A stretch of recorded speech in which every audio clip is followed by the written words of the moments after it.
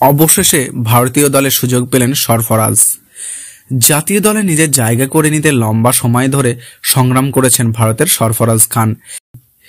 Team ইন্ডিয়ার অংশ হয়ে হেন কাজ নেই করেননি তিনি। ব্যাট হাতে ভারতের ঘরোয়া ক্রিকেটের দাপট দেখিয়েছেন সারা বছর, তবে কোনো এক অজ্ঞাত কারণে সুযোগ আসেনি কখনো। এবার ইংল্যান্ডের বিপক্ষে সিরিজে তার দলে ডাক পাওয়াটা ছিল বড় খবর। হর্ষ ভোগলে যেমন বলেছিলেন, ভারতীয় নির্বাচকদের দরজা ভেঙে দল এসেছেন সরফরাজ। সেই সরফরাজ দলে এসেও সুযোগ পাননি প্রথম দুই টেস্টে, তবে রাজকোটের তৃতীয় টেস্টে এসে অবশেষে খুলল তার কপাল। জোড়া অভিষেকের দিনে প্রথমবার ভারতের জার্সি গায়ে চাপিয়েছেন তিনি, পেয়েছেন মর্যাদার টেস্ট ক্যাপ।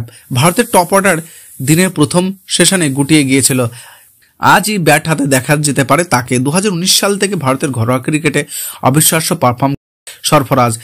2019, 20 এবং 21-22 টানা 2 মরশুমে রঞ্জি ট্রফিতে তিনি করেছেন 900-ও বেশি রান। ঘরোয়া ক্রিকেটে 66 ইনিংসে তার গড় 59.85, ক্রিকেট ইতিহাসে চতুর্থ সর্বোচ্চ এবং গড় ছিল 95.14 স্যার ডন ব্র্যাডম্যানের। এর আগে 2009 সালে মাত্র 12 বছরে ভারতের হ্যারিস শিল্ডে অন্তর্ভুক্ত টুর্নামেন্টে 439 রানের ইনিংস খেলে আলোয় আসেন সরফরাজ। তবে সম্প্রতি বছরগুলোতে এত ধারাবাহিক হওয়ার সত্ত্বেও কিছুতেই তার জন্য জাতীয় দলে সুযোগ আসে জানিয়ে তিনি সমালোচনাও হচ্ছিল নির্বাচকদের। রাজকোটের এই টেস্টে ভারতীয় দলে জোড়া বদল করা হয়েছে, চোটের কারণে খেলতে পারছেন না লোকেশ রাহুল, বাদ পড়ছেন শ্রেয়াস আয়ার। সেই জায়গায় দলে অভিষেক হয়েছেন সরফরাজ খানের। প্রথম একাদশ থেকে বাদ পড়েছেন উইকেটরক্ষক শিকর ভারত।